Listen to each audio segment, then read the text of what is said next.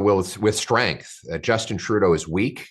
He's a weak leader who is weakened by his own caucus and cabinet. He has weakened border, weakened immigration, a weakened economy, a weakened dollar. Well, to say the least, the last 48 hours or so has been very interesting. I'm Jasmine Lane. This is Over Opinionated. Subscribe, like, share, comment. I don't know, all of the things. They mean an awful, awful lot. So Justin Trudeau has officially ruined Christmas, not just by driving us into poverty and you know, leaving our grandchildren's grandchildren with a crippling deficit that they will have to pay off, always making me wonder, is it worth it? The things that we have gained throughout his government, were they worth it for our grandchildren to still be paying them off due to, the interest and the borrowing fees, blah, blah, blah. But he did actually ruin Christmas for a bunch of families and kids. This was brought to light over X. Somebody also shared it inside of a Facebook group of sorts. So we'll be diving into that.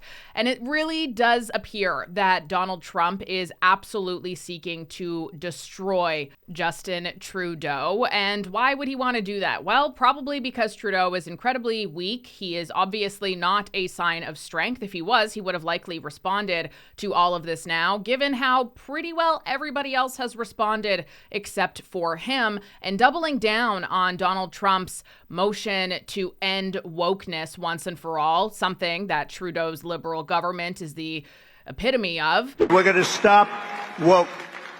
Woke is bull. He has issued a formal, can you call it that? Sure, Christmas greeting to Trudeau's Liberals and Canadians as a whole. It is something. So we're going to read that. And then speaking of how everybody is responding to Trump, except for the person who those comments are directed at, weakness, Pierre has also given a statement as a response to Donald Trump and that looming tariff threat that even though we're very worried about that, it would absolutely destroy our economy. Justin Trudeau has yet to secure, solidify, or add any sort of peace of mind with the matter that it's being resolved. And instead, he has just ran away, I guess, and decided that even though this is the worst possible time frame to do so, to allow Parliament to break for 6 whole weeks. And when they are scheduled to come back into office, those tariffs, according to Trump's own words, will be in effect, as he plans to do it on the very day that he is inaugurated as president of the United States yet again. You can take a summer fun time vacation where you're locked in a car for 10 consecutive days, nonstop with no bathroom breaks, and the Conservatives have a plan for you to have that summertime fun. And the cost? Give up the future of the planet, right? Don't worry, kids, about climate change. Don't worry about taking action on the planet. Enjoy your 10 hours in the car and let the planet burn. So while Justin Trudeau loves to try to shame and guilt you and wants you to be poor and you to bear the brunt of reducing Canada's emissions to, I don't really know what, because we already emit less than 1.5% on a global scale. He, on the other hand, is actually one of the highest emitters in Canada at the moment. And he took his little private jet over down to Red Mountain, by all accounts. I actually received a number of messages, emails of people telling me, hey, I saw Trudeau at Red Mountain Ski Resort. I'm not really in the business of doxing people or sharing locations of people. It's not my style. I don't want people to do it to me. I'm not going to do it to them, even if I dislike them. So I wasn't really sure what to do with that information until, of course, this came out. It does appear that he is there celebrating the holidays, I suppose, with his ex-wife, Sophie. And I mean, here she is on top of a ski hill. And while this post, which was shared in a ranting and raving Facebook page, was not directed at Trudeau, they didn't name him. By all accounts, it's probably about him because we know that he is there now. This person wrote, rant to some bozo at Red Mountain. I've never been so angry after a day at Red Mountain. Some self-important big shot showed up with an entourage of security. I wonder who that could be. And they absolutely ruined the entire experience for everyone else. This guy and his goons thought they were too good to wait in line, cutting ahead of families and kids like they owned the lifts. I don't know who he was, but the arrogance was disgusting. Who the hell shows up to a public ski hill and acts like that? I don't know.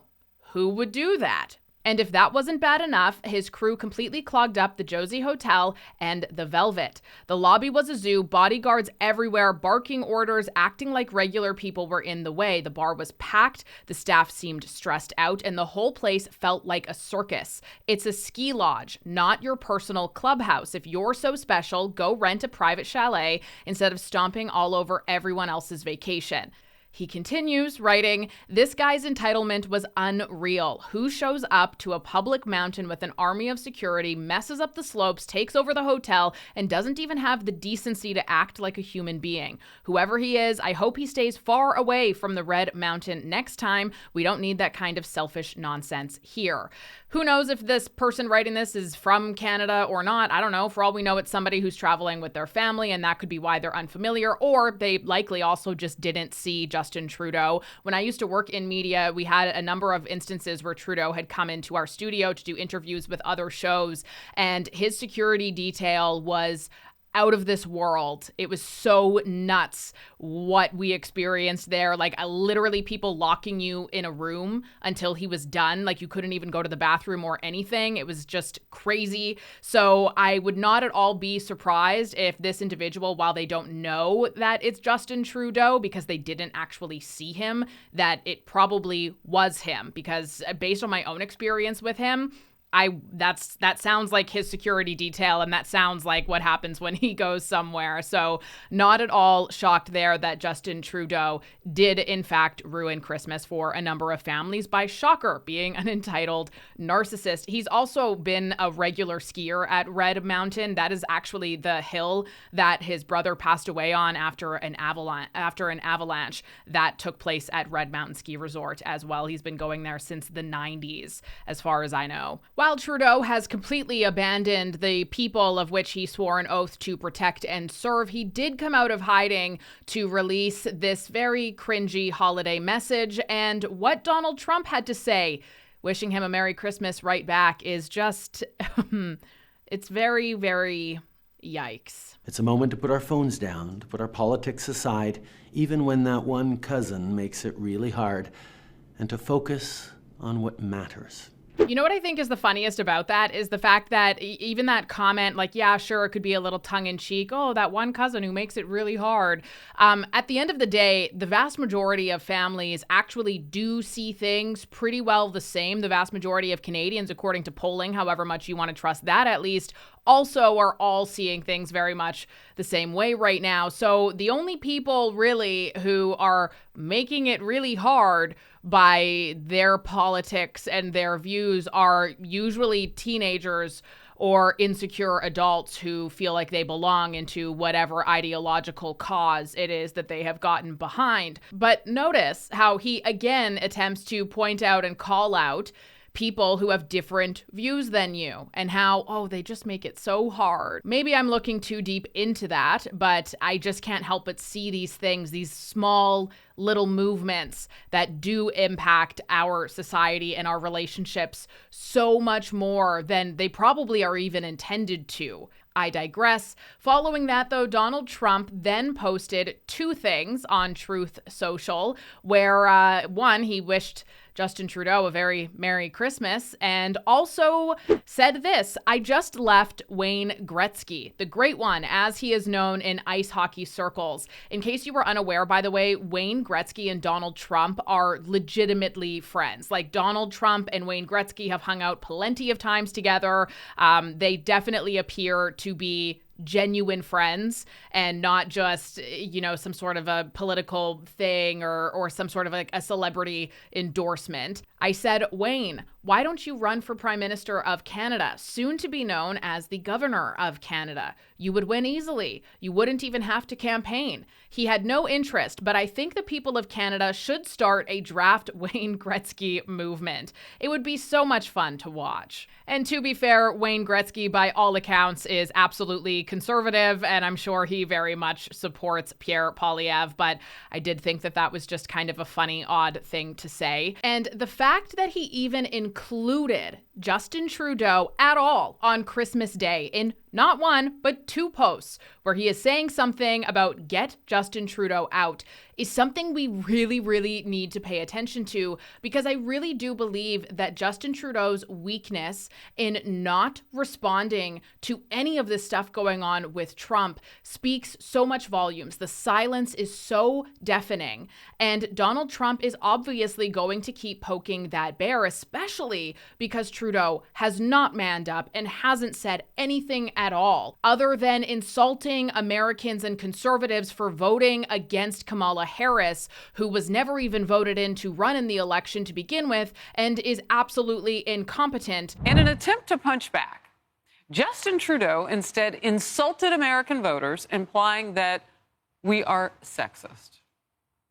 We were supposed to be on a steady, if difficult sometimes, march towards progress. And yet, just a few weeks ago, the United States voted for a second time to not elect its first woman president. Trudeau essentially calling Americans feminists for voting for Donald Trump over Kamala Harris is like file that under grasping at straws for a male politician who was asking for people to vote for him. To say that is irony at its best. Ironic, sure, and also just so weak and so lame. Oh my gosh, it's just so lame. Anyway, Donald Trump on Christmas Day posts also to Governor Justin Trudeau of Canada, whose citizens' taxes are far too high. But if Canada was to become our 51st state, their taxes would be cut by more than 60%. Their businesses would immediately double in size, and they would be militarily protected like no other country anywhere in the world. I just can't help but wonder, like, the people who are advising Justin Trudeau, that your tax dollars pay for, by the way, in the tens of millions, if not hundreds of millions, when you really add them all up, like, is their best advice to him, don't say anything? Really? Because everybody else is saying something. And in fact, Justin Trudeau has been so weak on it that Chrystia Freeland resigned. She mentioned how Justin Trudeau was not taking the threat seriously enough and how Canadians were afraid and could see right through it. And you also had all of the premiers who, they all met with Justin Trudeau as well shortly after this was announced. And pretty much every single one of them that has spoken out about it, at least, has said that Justin Trudeau did not leave them feeling confident or like we were ready and had a game plan of sorts that we could actually present and start negotiating in regards to these tariffs, to the point where other premiers, Danielle Smith being a big one, have actually been going above and beyond, out of their own way, utilizing their own provincial funding and resources to secure the border, to try to show Trump like, yeah, no, we take this seriously too. And not just for you, we take it seriously for us, because it's a problem that our government has been avoiding and ignoring. And of course, they've been avoiding and ignoring it because it turns out that migration can actually be very beneficial in terms of lying about skewing and misleading numbers when it comes to the economy of your country. And what does every single leader want to go out with when they are finally leaving? Well, it's that they did a great job economically. And by including numbers of low-paying jobs and, you know, this mass migration, which we've had, illegal migration, which we have had, and the people who come here illegally are somehow then given all of this money to live better than we do. But all of that data, when compiled, you can absolutely manipulate, misuse it, and you can then show the world, yeah, Canada's debt to GDP ratio is actually really good, when it's not really good at all. It's because they lied about the numbers. I'll have another video more detailed on that soon, because it's something I'm very passionate about researching at the moment. And seeing as how how everybody else has had to pick up the slack and do Justin Trudeau's job for him because he is a narcissist that is completely crumbling and ripping apart at the seams and has no idea how to lie his way or manipulate his way out of this one at this point in time. Pierre Poilievre has also issued a statement on exactly how he would go about it and what he says to Donald Trump, given all of this Governor Trudeau, given the tariffs.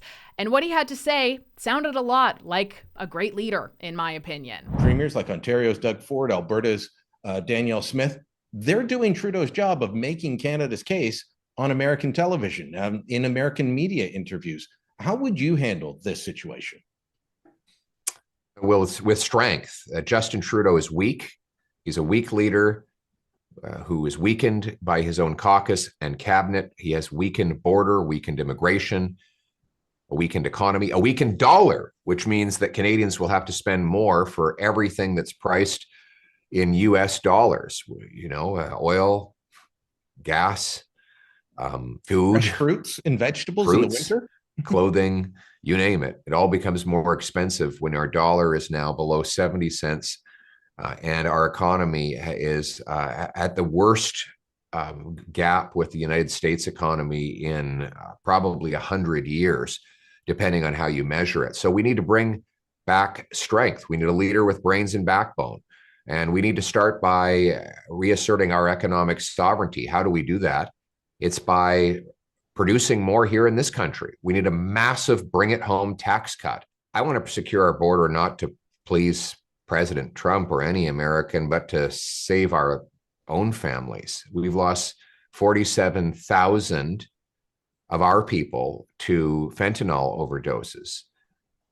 That's more than died in the Second World War fighting for Canada. I mean, it is astonishing how deadly the liberalization of drugs under this NDP government has been. 200% increase in overdose deaths. So we have to stop the flow of Chinese-made ingredients that ultimately get cooked into this deadly poison. We need to lock up the drug kingpins. How would you describe your relationship with him right now? Well, I don't have one right now because I'm not the prime minister. I've been very conscientious about putting the country first and avoiding dividing the message. So that said, I have the strength and the smarts to stand up for this country.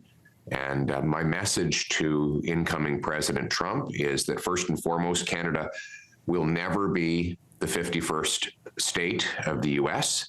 We have a heroic history, a great people, and a very proud future ahead of us.